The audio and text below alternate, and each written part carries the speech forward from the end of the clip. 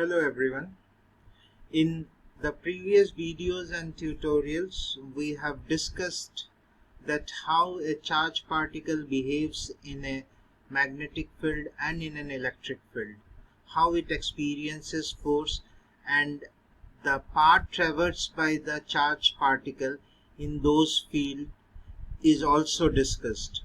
Now in this video we are going to discuss a very important topic, that is, we are going to discuss here the device cyclotron, which is used to accelerate charged particles. And the concept behind this is a charged particle is made to move through an electric and a magnetic field in a particular way such that the charged particle can be accelerated and can be made to hit a particular target. So let us see how it is done.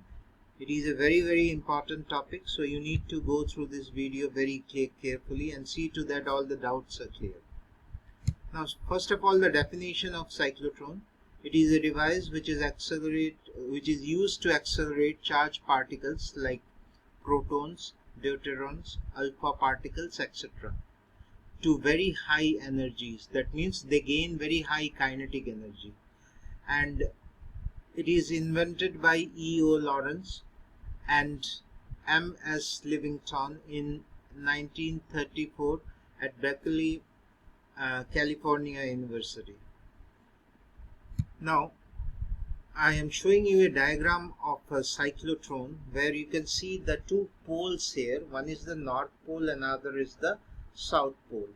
And these two poles, because of these two poles, a magnetic field acts between the North Pole and the South Pole.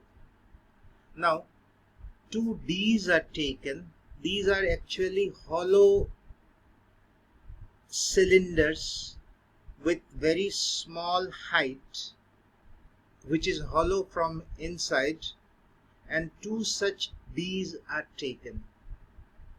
And the charged particle is made to move inside the Ds from the in the hollow portion, and an time varying electric field is connected to both the Ds.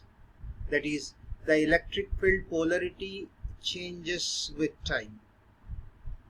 So this is the construction of a cyclotron.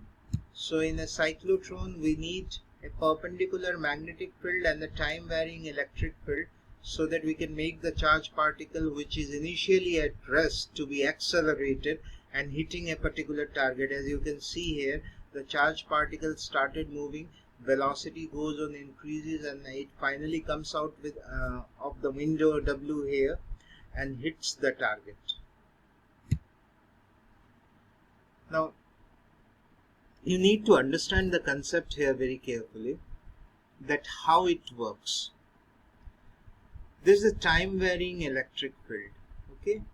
Now if we when we consider a time varying electric field, suppose I take an electric field here and the charged particle is placed in this region between the two plates, and suppose we consider initially that the charge is positively charged and this plate is negative and this plate is positive because of the polarity given by this source of the electric field.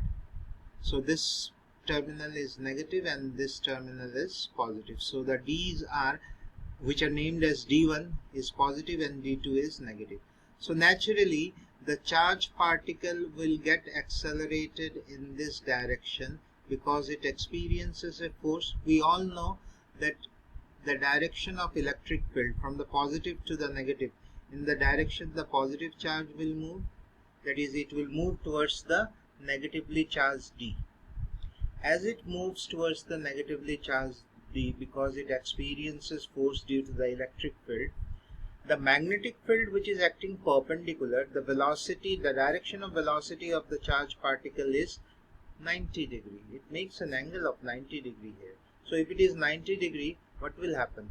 It will start moving in a circular path. It moves in a circular path inside the D. And when it reaches the other end of the D, the polarity changes. Now this becomes positive and this one becomes negative. So what will happen here? A force will act due to the electric field and it will attract this positive charge. So the speed, whatever speed is here, when it reaches the next D, the speed increases and the radius will also increase, and it will take the same time to reach the other portion. When the polarity again reverses, again it will be accelerated, the speed will increase and the radius will also increase. So you remember one thing, the time taken or time spent by the charged particle in 1D always remains the same, because if the radius increases, along with it the velocity also increases and they need the same time, and in each circle the velocity goes on increasing and increasing, and finally it reaches a certain velocity which is required and comes out of the window here. I hope that this is very clear to you. We have a time varying electric field and we have a perpendicular magnetic field, and these two are responsible to accelerate a charged particle and impart a very high velocity to it so that it can hit the target. And this system or this device is known as cyclotron. So what we can say is the working principle, the principle on the basis of which it works. A charged particle can be accelerated to a very high energy by making it to pass through a moderate time varying electric field a number of times. It is said time varying because after a fixed time interval it changes its polarity. This can be done with the help of a perpendicular magnetic field which throws the charged particle into a circular motion. The electric field is responsible to increase the speed when the electric force acts on the charged particle between the gaps, but they will move in a circular path only because of the perpendicular magnetic field. The frequency of which, that is the frequency of the charged particle, that is number of times it completes the circle in 1 second. So the frequency of which does not depend on the speed of the particle or the radius of the circular orbit. As I have just mentioned earlier, the frequency, the number of times it takes or it circles in 1 second doesn't change with the speed, because speed goes on increasing, but at the same time radius also increases and the time for completion of one round remains the same. So the frequency remains the same. So I hope this is clear to you. Now this is the top view of the cross section of the D's which we have just now considered. You can see here, if a charged particle starts from here, this D initially behaves as the negative and this one is the positive. So it is attracted towards the negative because the charge was positive, but it moves in a circular path because of the perpendicular magnetic field, and it reaches the other D and then enters here, and the process continues, and each time when they cross the gap the velocity increases because of the force experienced by the electric field. But as the velocity increases, the radius also increases, and these two values, the radius and velocity increases, the time taken by the charged particle to move in the complete through the complete D always remains the same. That is, the frequency doesn't changes. Now let us see what are the things which we need to take care when we are considering a charged particle to be moving in a time varying electric field and a perpendicular magnetic field. Now the circular path is because of the magnetic field only. So whenever a charged particle or any body moves in a circular path, it experiences a force towards the center. So this will experience a force which is the centripetal force, and the magnetic force which is responsible for it, which is given by Q V cross B or Q V V sine 90. So we have a relation Q V V sine 90 is equal to mv square by r, which we have already considered, and from this relation we get the value of the radius r, which is mv by qv.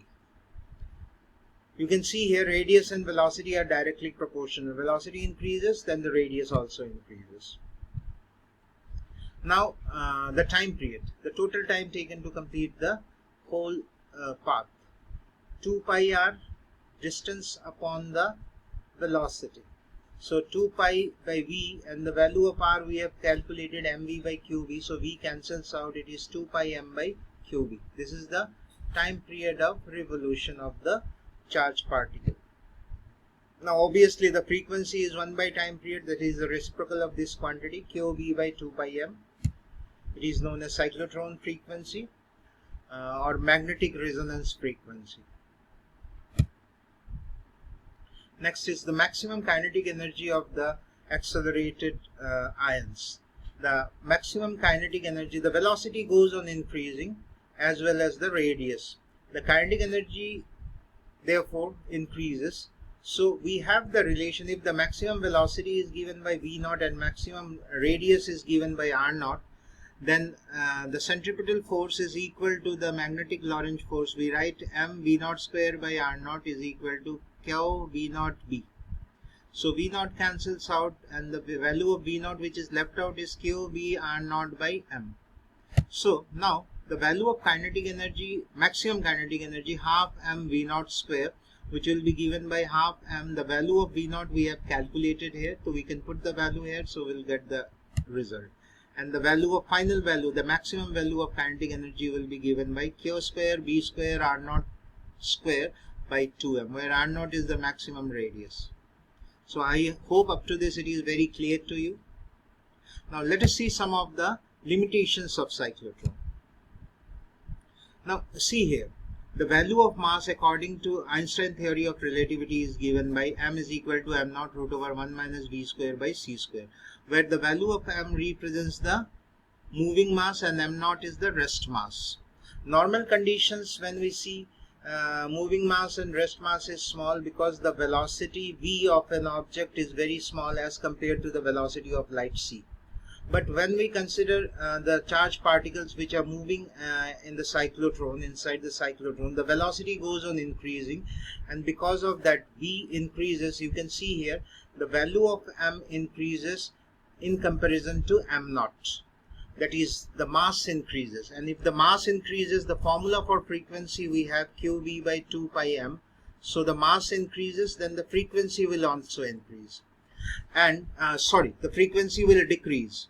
That means the time taken to complete the one circle by the charged particle will decrease, but the electric field which is provided has a fixed frequency. Its polarity will change at the fixed time only. Now if the charged particles are late to reach the gap, then before that the polarity will change and it will not complete the circle. So this is a problem which can be sorted out by increasing the value of B, that is the applied magnetic field, so that the frequency cyclotron frequency of the charged particle remains the same. Or we can also decrease the frequency of the electric field which we have applied. So accordingly, if we are adjusting that is increasing the magnetic field, then the device will be known as synchrotron, and if we are decreasing the frequency of the alternating field, then it will be known as synchrocyclotron. Okay. So the next limitation is electrons cannot be accelerated in the cyclotron, and lastly, like a neutral particle, neutral and other things will not be accelerated by the cyclotron.